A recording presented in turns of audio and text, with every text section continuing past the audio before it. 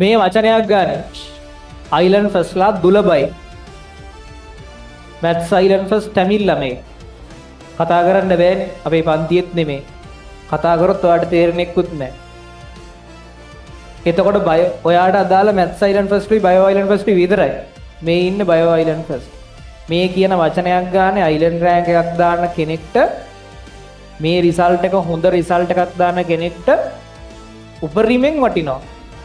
ඉන්න හොඳට අහගන්න. මට දිලාන්න මුලින්ම නෝට් එකේ නේ දුලින් මේ රෑන්ක් වල ඉන්න එක හරි මට මුලින්ම මේ නෝට් උනේ අපේ ගෲප් එකේ ඔය කාලේ ඒ ලෙවලට මට මතකයි අවුරුද්දක් විතර ඇති එහෙම තියලා ඔය ප්‍රැක්ටිකල් සෙෂන් වලදී එහෙම ළමයි අහන ප්‍රශ්න වලට සාමාන්‍යයෙන් දිලාන් පන්තියක් ලයිව් බලනවා නම් ගොඩක් ඔන්ලයින් හිටියේ ඔය ප්‍රැක්ටිකල් ක්ලාසස් ඊට පස්සේ ටී ටයිම් සෙෂන් කියලා එහෙම තිබ්බා. ඒ ක්ලාස් එක ලයිව් බලනවා නම් කියන්නේ මම දන්නවා දිලාන් බලනවද නැද්ද කියලා. හේතුව අනිවාර්යෙන් ගෲප් එකේ පොර එපා වෙනකන් chat කරනවා. හරිද? يعني ගෲප් එකේ chat කරනවා. හැබැයි නිකන් බයිලා නෙමෙයි. අනිත් ළමයි අහන ප්‍රශ්න ඔක්කොටම දැන් ප්‍රැක්ටිකල් පන්තියක් යනවා නම් ප්‍රැක්ටිකල්ස් උගන්වනවා නම් නැත්තම් අපි හිතමුකෝ ටී ටයිම් සෙෂන් එකක් නම් අන්තිම කාලේ අපි ගොඩාක් සෙෂන්ස් කරනවා. ඔක්කොම පරණ දේවල් මතක් කරගන්න අරකට මේකට. ඒ සෙෂන්ස් හැම එකේදීම මේ අනිත් ළමයි අහන ප්‍රශ්න වලට මීට කලින් මම විවිධ රෑන්කර්ස්ලා දැකලා තියෙනවා. සාමාන්‍යයෙන් ගොඩක් රෑන්කර්ස්ලා මේ එහෙම ටිකක් වැඩියම අනිත් අයට ලොකුවට උදව් කරන්නේ නැහැ. යාලා තනියෙන් වැඩ කරගෙන යනවා. මේ තමයි අර මන් දැකපු අනිත් අයට උපරිමෙන්ම උදම් කරපු රෑන්ක. හරිද? ඒ කියන්නේ මම එක ප්‍රශ්නයක් ඇහුවා නම් ඒකට අනිවාර්යෙන් සම්පූර්ණයෙන් උත්තර දෙන තරමටම මේ ගෲප් එකේ උත්තර දුන්නා. සහ ළමයි ප්‍රශ්න අහද්දිත් අන්තිමට පුරුදු වුණා. ගැලිම මෙයාම ටැග් කරලා අහනවා. ඉතින් මෙයාට කොහොමද උත්තර දෙන්නේ? මෙයාව ටැග් කරලා ප්‍රශ්න අහනවා ගෲප් එකේ. අන්තිම අවුරුද්දේ සෑහෙන්න වැඩ කරා. මේ ඊට පස්සේ දිලාන්ගේ සාමාන්‍ය මේ පන්ති කියන්නේ A level සිලබස් එක කවර් කරගත්ත විදිය ඇවිල්ලා සාමාන්‍යයෙන් ගොඩක් ළමයි කරන විදිය නෙමෙයි කරේ දිලාන්. එයා කරේ මුල්ම කාලේ ඒ කාලේ කොහොමත් මම තියරි පන්ති කරෙත් නෑ. කරෙත් නෑ නෙමෙයි. තියරි පන්ති කරා. තියරි පන්ති එච්චර ප්‍රසිද්ධ නෑ. 2023 නේ වල පන්ති යන්න පටන් ගන්න. 2023 ජූනිනේ.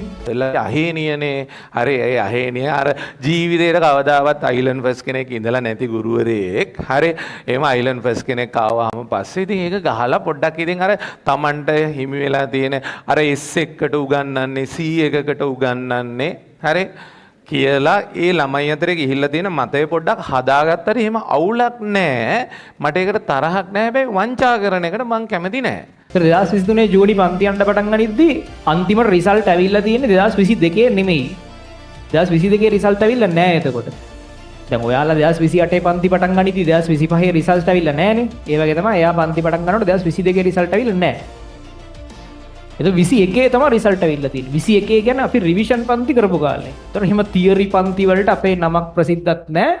මං හිතන්නේ කොහොමත් 2022 තමයි කලින්ම මේ maths island first එකක් ආවේ පන්තියට. ඒතකොට ඒ රිසල්ට් එකවත් ඇවිල්ලා නැහැ ඒ වෙනකොට. ඒ කලින් තමයි මේ තිලන් පන්ති යන්න පටන් ගන්නෙ. මං හිතන්නේ පන්ති පටන් ගන්න කාලේ මං ගැන අහලත් නේද? අහලා තිබ්බේ නැහැ. අහලා නැහැ. පන්ති යන. ඒතර ඔයා කියන්නේ මුලින් ඉඳන් තියරි පන්ති ආපු ළමෙක් නෙමෙයි තිලන් කියන්නේ.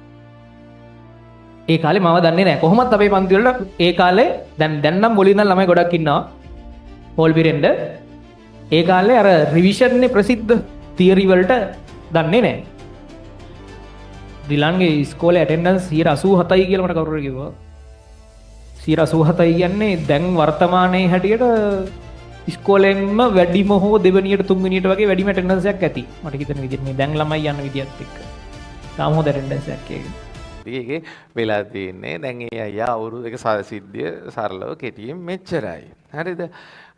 එයා මගේ ඔක්කොම වීඩියෝස් කලිනුත් අපෙන් ඉල්ලගෙන ඒ විදිහට ඔක්කොම බලලා අවුරුදු දෙකෙන් විතර වගේ කියන්නේ පුතේ ගිය අවුරුද්දේ පෙබරවාරි විතර වෙද්දි වැඩ ඉවර කරලා. හරි වැඩ ඉවර කරලා මිනිස්සුන්ට දැන් වෙන වැඩක් නැති ඉන්න මිනිස්සයා අපේ පේපරුත් ලියන ගමන් ඔයාලට බලන්න පුළුවන් ටෙලිග්‍රෑම් එකට ගිහිල්ලා හරි අපේ පේපර් එකත් අන්තිම පේපර් එක වෙනකම් ඔක්කොම ලියලා තියෙනවා හරි ලියන ගමන් තව පේපර් ගුරුරුගේ ලියලා හරි මොකද දැන් මිනිස්සුන්ට වෙන වැඩක් නැහැ නේ දැන් සිලබස් ඉවරයිනේ සබ්ජෙක්ට් තුනේම අර ඉතින් ලියලා එක සර් කෙනෙක්ගෙත් පේපර් මේ ගුරුවරු දෙන්නේ තුන් දෙනෙක්ගෙම ලියලා එක සර් කෙනෙක්ගෙත් ඕක ලියලා හරි මේ ඉතින් ඒ සර්ටත් ඉතින් අපිට එහෙම ඔක්කොටම කතා කරලා ඊට පස්සේ ඒ සර්ටත් ඉතින් මේ කතා කරලත් කියලා තියෙනවා. ඉතින් ඒක තමයි අම්මේ එන රැඟිල්ලක් ඉතින් රංගලා තියෙන ඕකේ. සාමාන්‍යයෙන් සබ්ජෙක්ට් තුනේම නිකන් තියරිම පන්ති කියලා මාස කීයක් ගිහිල්ලාද? ඒ කියන්නේ තියරි පන්ති යන ෆ්ලෝ එකට මාස කීයක් ගිහිල්ලාද?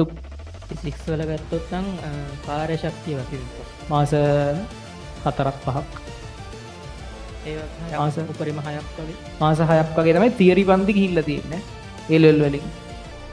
දැන් යා මාස 6යි තියරි පන්ති යන්නේ. ඊට පස්සේ එයා මොකද කරන්නේ? ලෙසන් පැක් අරගෙන දැන් ඔයාලටත් ඔය ලෙසන් පැක් මම එදා දැම්ම මැසේජ් එකකින් දැක්කනේ. ලෙසන් පැක් ටික බල යා තියරි පන්ති මාස 6 යන ඊට පස්සේ යා එකම පාඩම ගුරුවරු කීප දෙනෙක් වෙලාවක් තියෙනවා ලෙසන් පැක් බලද්දි සතියෙන් සතිය ඉන්න ඕනෙත් නෑනේ. ටීවී සීරීස් එක දිගට බලනවයි සතියෙන් සතිය රිලීස් වෙන ටීවී සීරීස් එක බලනවයි වගේ වැඩක් නේ. ඒතර එයා කරන්නේ මාස 6යි තියරි පන්ති යන්න ඊට පස්සේ තියරි පන්ති නවත්තලා දානවා. ඊළඟට මේ ඇත්තටම එක ගුරුවෙක්ගේ කියලා නෑ. මොකද දැන් අර මේ කාමරයක් ඇතුළේ තින්ත ගාද්දී කෝට්ස් කීපයක් ගන්නවනේ සමහර ලාවට. එක කෝට් එකක් ගෑවොත් කවර් වෙනවා, يعني පුළුවන් වෙනවා. සමහර ලාවට දෙවෙනි කෝට් එක තුන්වෙනි කෝට් එක ගෑවොත් එහෙම තව හොඳට පුළුවන් වෙනවා සමහර වෙලාවට. ඒ නිසා දිලාන් කරන්නේ ගුරුවරු කීප දෙනෙක්ගේ පළවෙනි මාස 6න් පස්සේ ඉස්කෝලේ يعني තියරි පන්ති පටන් ගන්න පළවෙනි මාස 6න් පස්සේ යා ලෙසන් පැක් බලන්න මාරු වෙනවා. හරිද? එතනදී එයා ගුරුවරු කීප දෙනෙක්ගේ ලෙසන් පැක් එතන පළවෙනි මාස 6න් පස්සේ එයා කරන්නේ ගුරුවරු කීප දෙනෙක්ගේ පාඩම් බලන එක. තියරි පන්ති විදිහට මාස 6ක් පන්ති යනවා. හැබැයි එහෙම පන්ති කියන්නේ ඕනේ වෙලා ඕනේ සබ්ජෙක්ට් එකේ මුල් ටික එහෙම යන්නේ කෙනුත් යක් සෙටප් වෙනවා. ගිහිල්ලා මාස 6කින් පස්සේ එයා ලෙසන් පැක්ස් බලන්න පටන් ගන්නවා ටක් කාලා. සමහරලාට සමහර එක පාඩම ගුරුවරු දෙන්නෙක්ගේ බලලා දෙන්නත් පුළුවන්. මොකද සමහර ගුරුවරු මැත්ස් පැත්තට බර වෙන්න උගන්වනවා, සමහර ගුරුවරු මැත්ස් නැති පැත්තට බර වෙන්න උගන්වනවා. එහෙම දිනනවා. සාමාන්‍යයෙන් දෙන්නෙක්ගේ විතර බලලා ඇති. එතකොට මේ ඊළඟට ඊට පස්සේ ඒකෙන් එයා අවුරුද්දක් ඇතුළත ඔක්කොම ටික ටට්ටක් ගාලා කවර් කර ගන්නවා. ඒ කාලේ තමයි දිලන් අපේ පන්ති වලට එන්නේ. හරිද? මුලින්ම නෙමේ. ඒ කාලේ තමයි يعني ලෙසන් පැක් බලනකොට තමයි හම්බෙන්නේ. හම්බෙලා ඊට පස්සේ එහෙමම ඊට පස්සේ කෙලින්ම අපේ ඒ වෙනකොට අපි යනවා අර ෆුල් සිලබස් කියලා පැය 5ක පේපර් එකක්. ඒක ඇවිල්ලා පේපර් එක පැය 5යි ඩිස්කෂන් එක පැය 5යි. දැන් තියරි පන්තියක් කරන්නේ පැය 4යිනේ. 4යි 4:00මාරයි. අර ඒක ඇවිල්ලා ෆුල් සිලබස් පේපර් එක පැය 5යි ඩිස්කෂන් එක පැය 5යි. ඩිලන් වැඩ්ඩා. හරි වැඩ්ඩා. හරි ඉතින් මනුස්සයාට ෆිසික්ස් අවුලක් තිබිලා නෙමෙයි පේපර් ලියන්න ගිහිල්ලා තියෙන්නේ කියන එක. හැබැයි මට මතකයි ඔයා පේපර් ක්ලාස් එකට එනකොට ඔයාට කවර් වෙච්ච නැති පාර්ට් චුට්ටක් තිබ්බා. මට ඒ කාලේ කිව්වා ඒක ඔයා. ඉලෙක්ට්‍රොනික්ස් එහෙම තිබ්බා. ඒ කියන්නේ අර එතකොටත් ලෙසන් පැක් වල ඔක්කොම බලලා ඒ කියන්නේ ඒ වෙනකොට එයා ලෙසන් පැක් බලන්න පටන් අරගෙන ඊට පස්සේ ලෙසන් පැක් අපේ සහ පන්ති වල බලලා ඊට පස්සේ ඉලෙක්ට්‍රොනික්ස් මේ තමයි කවර්ලා තිබුණ නැත්තේ. ඊට පස්සේ ඉලෙක්ට්‍රොනික්ස් එහෙම කරගත්තා මම හොඳට මතකයි. ඉලෙක්ට්‍රොනික්ස් වලට ෆිසිකල් උත් ආවා. සාමාන්‍යයෙන් දිලන් වැඩි ෆිසිකල් දෙන්න කැමති නැහැ පන්ති වලට. අර වෙලාව නාස්ති වෙනවා වගේ එකක් තියෙන හින්දා එයාලට දැන් හැම එකක්ම ඔයා ගන්න එපා. හරිද? Tamanට අවශ්‍ය පරිදි ගන්න ඕනේ. ෆුල් සිලබස් එකේ තොර ඒක අවුරුද්දක් තිස්සේ සීසන් ගාණක් මාරු වෙවි ගියා අපේ ක්ලාස් එකේ. ඊළඟට මේ ඒ කාලේ අපේ පන්තියේ තිබුණා තව වැඩ පිළිවෙල ඔයාලටත් කරනවා. ඒ පළවෙනි අවුරුද්දෙන් පස්සේ අපි කරනවා ප්‍රැක්ටිකල් සෙෂන්ස් කරනවා, ටී ටයිම් සෙෂන්ස් කරනවා. එහෙම එක එක සෙෂන්ස් තියෙනවා. ඒ සෙෂන්ස් වලින් කරන්නේ අර ප්‍රැක්ටිකල් සෙෂන්ස් වලින් කරන්නේ ඔක්කොම ප්‍රැක්ටිකල්ස් උගන්වන එක. ඊට පස්සේ අනිත් සෙෂන්ස් කරන්නේ රිවයිස් කරන එක. අනිත් සෙෂන්ස් වලින් කරන්නේ රිවයිස් කරන එක. එතකොට ඒ වැදිත් දිලන් සෑහෙන්න සම්බන්ධ වුණා. සම්බන්ධ වෙලා මේ ළමයින්ට උදව් කරා. එතකොට ලේසි මට්ටමේ ඉඳන් අමාරු මට්ටමට ප්‍රශ්න කරන්න විවරණ පොත් පාවිච්චි කරා. ඒ කියන්නේ මේ ඔය දැන් ඔයාලට දෙන විවරණ පොත් තියෙනවනේ. මම දැන් දිලාන් එක සෙට් එකක් ඉවර කරලා දෙවෙනි සෙට් එකක් කරා මේ මාස කීයක් විතර තියලා දෙයි අපි දෙවෙනි සෙට් එකක් කරේ.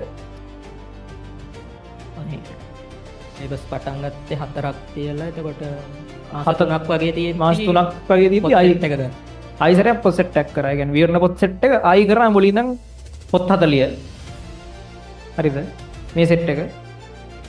එතකොට මේ ඒවෙන් මාර විදිහට හැදෙනවා. හරිද?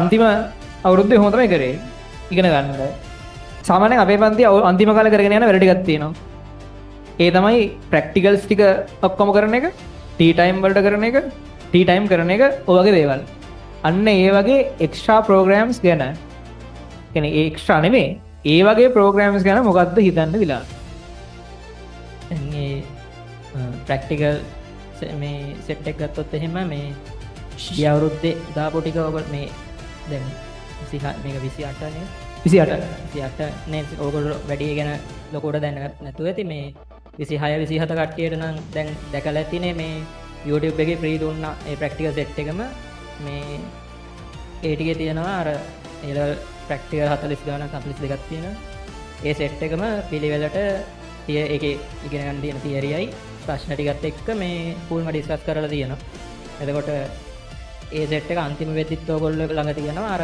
පේපර් එකට කලින් මේ ඕන දෙයක් තිබ්බොත් ඉක්මනට බලා ගන්නත් පුළුවන්. දැන් ඒ වෙද්දි දැන් පාඩම ඉගෙන ගත්තත් ඔයගොල්ලෝ ඉගෙන ගන්නනේ ප්‍රැක්ටිකල් ඒකට අදාළ ඒවා තියෙනවනේ. අර ටික කෙරෙන්නේ අන්තිම කාලෙදී. අර මුල් කාලේ ඉගෙන ගත්තා දැන් අමතක වෙලා යන ඔක්කොම ටික එක දිගට මතක් කරගෙන මේ ඒ ටිකෙන් තියෙන ප්‍රශ්න ටික එහෙමත් මේ පුරුදු වෙලා තියාගන්න පුළුවන් මේ ඒ සෙට් එකෙන්. කිව්වනම් මගේ පේපර් ක්ලාස් පමණක් සහභාගී වී ඇත. මම කිසිම ප්‍රශ්නයක් ඇති කරන්නේ නැහැ. හැබැයි ඉතින් පොඩ්ඩක් සර්ගේ යුතුයකමක් තියෙනවා. අර එයා ඉතින් ඒ කියන්නේ මගේ පන්තියට වඩා ස්ටෑන්ඩඩ් පන්තියක් තමයි උකුවිල සර්ගේ පන්තිය කියලා කිව්වනම් අර පොඩි ගැම්මක් ඒකේ තියෙනවා. ඉතින් මටත් මාත් ඒකට කැමතියි එහෙම වුණා නම්. පේපර් ක්ලාස් එක ගැන මොකද හිතන්නේ දිලාන? පේපර්ස් වල ක්වොලිටි එක, පේපර්ස් වල තරංගකාරීත්වය ඒක ඒ ලෙවල් වලට කොච්චර අදාළ වෙනවද කියන එක වගේ දේවල්. දැන් ඒ සර්ගේ මං හිතන්නේ පේපර් 10ක් විතර ලියලා ඇති. අර අන්තිමේට ඔය කරන පේපර්ස් ටිකක්.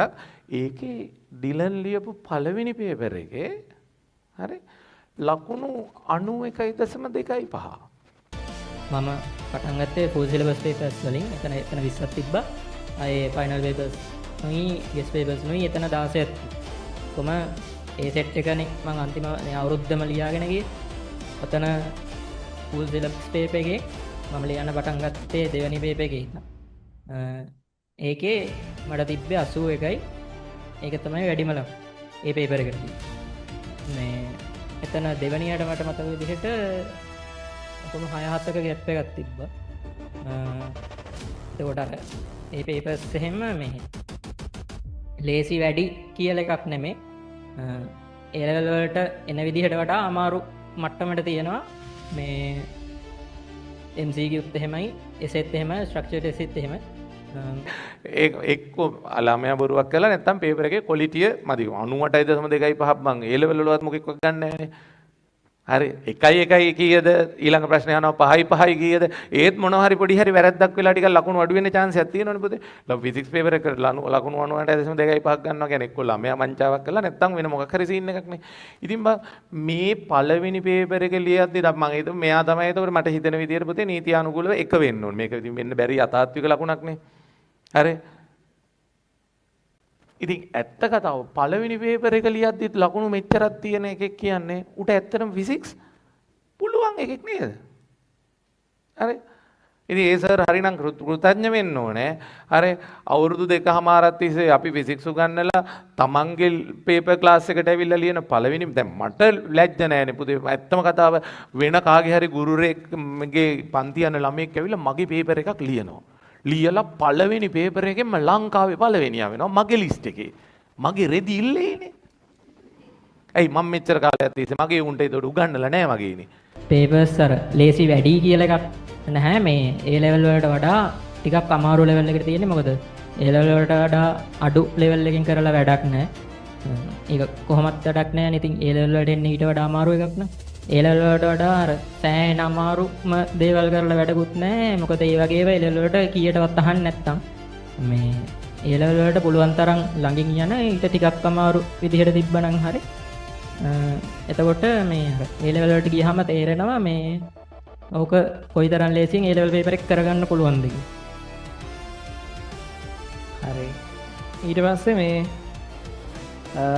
එතකොට පේපර් ක්ලාස් පේපර්ස් ගැන අදහස කිව්වා. ඊළඟට අන්තිම හරියෙන් සාමාන්‍යයෙන් ඉලාන් කියන්නේ තියරි පන්ති වලට එහෙම සම්භාග වෙච්ච ළමයි නෙමෙයි කොහොමදත් එයා සබ්ජෙක්ට් තුනම තියරි මාස 6කින් විතර පස්සේ පන්ති නවත්තලා ලෙසන් පැක් වලින් කරගත්ත ළමයෙක්. එතකොට සාමාන්‍යයෙන් අපේ ලෙසන් පැක්ස් ඔයාලා දිලන් බලලා තියෙනවා. සාමාන්‍යයෙන් ඒකේ තියරි ගැන්වීම් තියෙනවා. මොකද්ද දිලන් දකින විශේෂතාව? මං හිතුවේ නෑ මේ වගේ වැසිකිළියක් බවට පත් වෙයි කියලා අවසානයේදී.